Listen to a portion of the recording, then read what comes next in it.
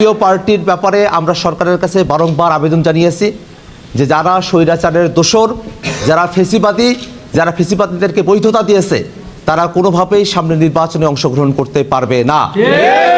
দুর্ভাগ্যের বিষয় হলো আইনের ফাঁকফোকর রেখে ফেসিবাদের দোসর যারা আছেন তাদেরই একজন প্রার্থী, আমি ব্যক্তির নাম বলতে চাই না, যেহেতু তিনি সেই দলের সাথে সম্পৃক্ত এবং সেই দলের মনোনয়নপত্র তিনি সংগ্রহ করেছেন এবং দাখিল করেছেন, সেই মনোনয়নপত্রের ব্যাপারে যখন রাষ্ট্রীয় সংস্থাগুলোর থেকে আপত্তির কথা বলা হয়েছে, আমি বাংলাদেশের একজন সাধারণ নাগরিক হিসেবেই সেই আপত্তি প্রদানের পর্বে রিটার্নিং কর্মকর্তার কাছে আমাদের বাংলাদেশের সকল জনগণের পক্ষ থেকে এই ফেসিবাদের দোসরের মনোনয়নপত্রের ব্যাপারে আমাদের আপত্তি উত্থাপন করেছি। আমাদের আপত্তি উত্থাপন করা সত্ত্বেও তার মনোনয়নপত্রকে আইনি যাচাই বাছাইয়ের ক্ষেত্রের কথা বলে বৈধ ঘোষণা করা হয়েছে এবং আমরা তারপরেও আমাদের আপত্তি আমরা জানিয়ে রেখেছি।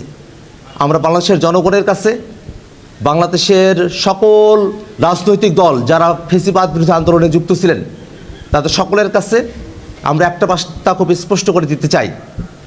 হয়তো আইনের প্যাচ দিয়ে নানাভাবে ফেসিবাদের দোসরদেরকে পুনর্বাসনের নানা ধরনের চক্রান্ত হতে পারে, কিন্তু আমরা যারা জুলাইয়ের সম্মুখ সারিতে অংশগ্রহণ করেছি, যারা জুলাইতে রক্ত দেওয়ার জন্য আমরা রাজপথে এসেছিলাম, আমরা কোনোভাবেই এই বাংলাদেশে ফেসিবাদীদের কোনো রাজনীতি, ফেসিবাদীদের কোনো রাজনৈতিক অংশগ্রহণ, ফেসিবাদীদের রাজনৈতিক পুনর্বাসন আমরা দেখতে চাই না।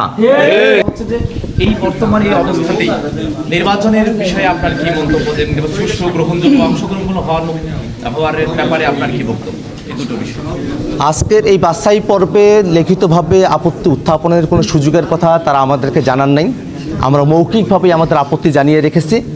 যদি আইনগত জায়গা থেকে এবং লিখিতভাবে আপত্তি জানানোর সুযোগের ব্যাপারে আমাদের কাছে কোনো ধরনের সুযোগ উপস্থিত হয়, আমরা অবশ্যই আমাদের পক্ষ থেকে ফরমালি সে সময়টাতে আপত্তি উত্থাপন করব।